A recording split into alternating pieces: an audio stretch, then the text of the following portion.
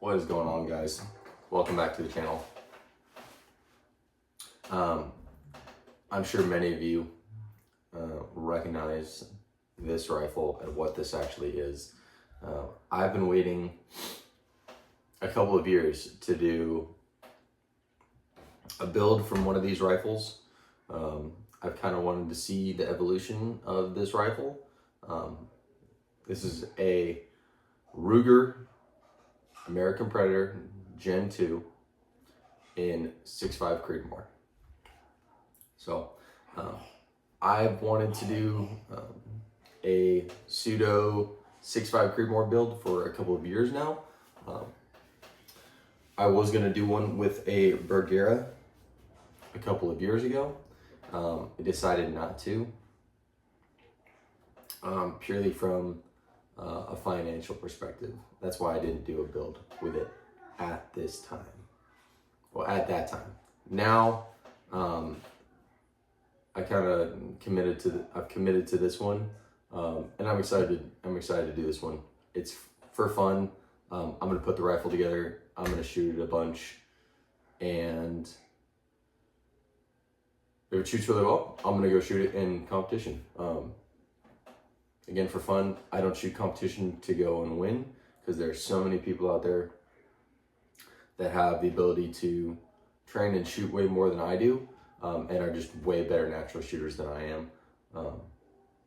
Not to say I'm a bad shooter, but there are a lot of really good shooters out there, and I'm sure some of y'all are better shooters than I am. I'm just a guy that likes to shoot, and I never plan on being a professional shooter.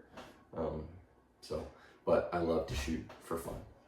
So that's just what I'm passionate about.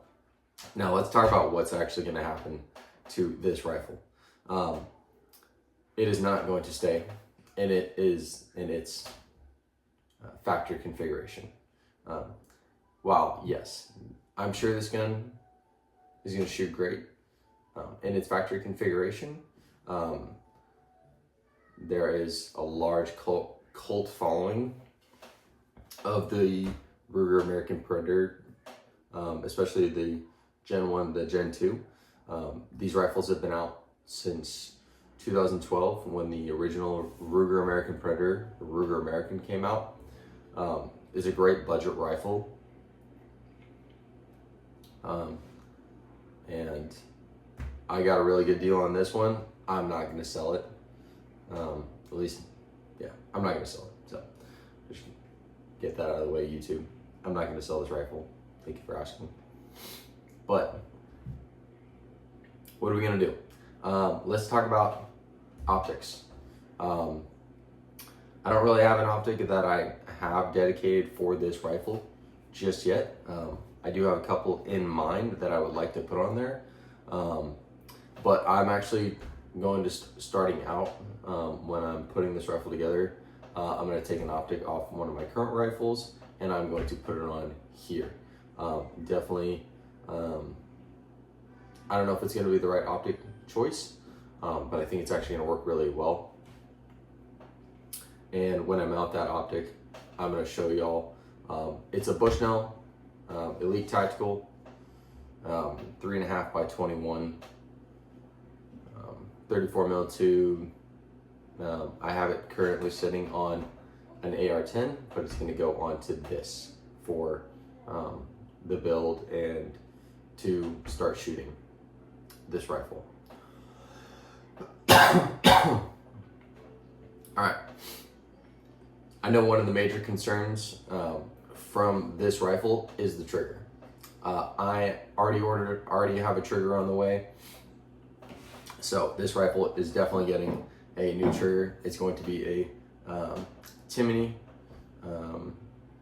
trigger, specifically for the Ruger American. It's an adjustable trigger. Once I get that in the next week or so, that's actually going to be the first thing going on this gun as it transitions through the process. It's going to come out of this field stock. Don't get me wrong, I really like the field stock. The texture on it is actually really nice. And the rifle actually feels really good in your hands. If you were just going to use this as very basic hunting rifle, it actually is a very comfortable setup, in my opinion. It's very light. The stock forend feels good.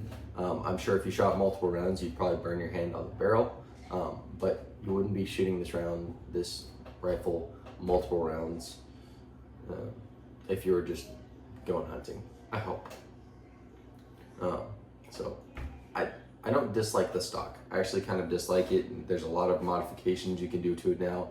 You can adjust the cheek riser. You can adjust the length of pull by taking the spacer out here, so you can turn this into more of like a youth rifle. So I think that's a great thing. And honestly, the color is phenomenal. That's why I chose this color. I really like this burnt bronze barreled action. This right here, the barreled action, is what I wanted from this gun. The buttstock and the stock itself is fine. It's gonna come off. I was planning on taking it off anyways.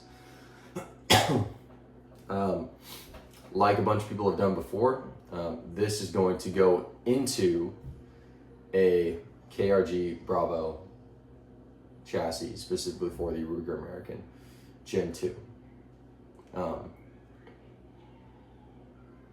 I played around with the color that I wanted to do with the KRG chassis. I'm gonna do a couple of parts as I take this gun apart and put it back together with new parts. I'm going to film those so y'all can watch and see what I do along the way and how I put this rifle together.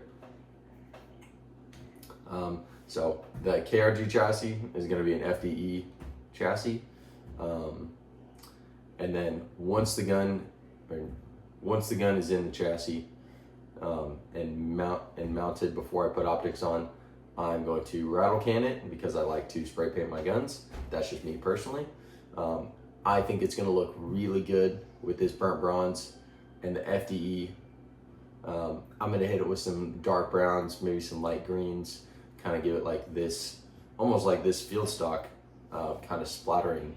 Kind of hard to tell, but there's a brown and black like paint splattering on here. Kind of gives it an interesting camo look on the stock.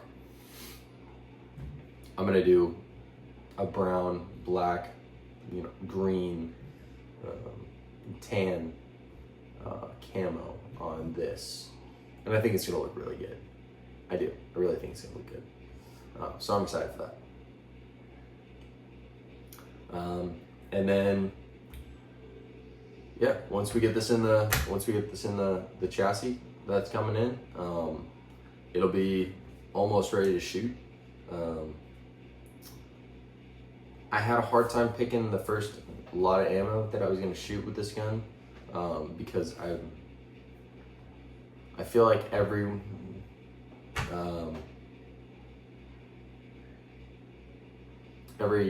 shooter that goes out and tests these rifles tends to always pick kind of the same ammo, so they get different results every single, well, not different results every single time, but every single gun is different and every single gun likes different ammo. So I'm actually going to start out with a lighter, faster round than most people would, at least for a 6.5 Creedmoor. So I'm going to start out with 123 grain. I'm going to do a factory load. I've got some ammo on the way that I'm going to test out and run through this, and I really hope it works.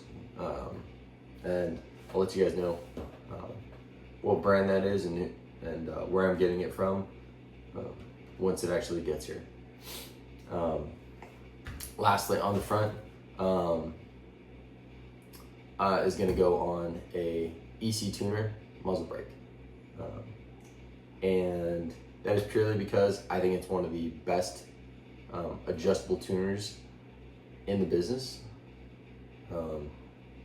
And the EC tuner is an amazing break, as well as being able to really help you dial in groups, especially when you're shooting.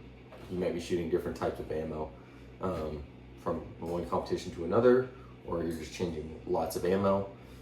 So I'm excited to get the EC tuner on here when this rifle is all done, and we can take this to the range, and I will try and get some video. At least I'll show targets of what I end up grouping with this gun and the ammo that I'm getting. But I look forward to showing you guys this build as I get it put together over the next few weeks, and I'll see you in the next one.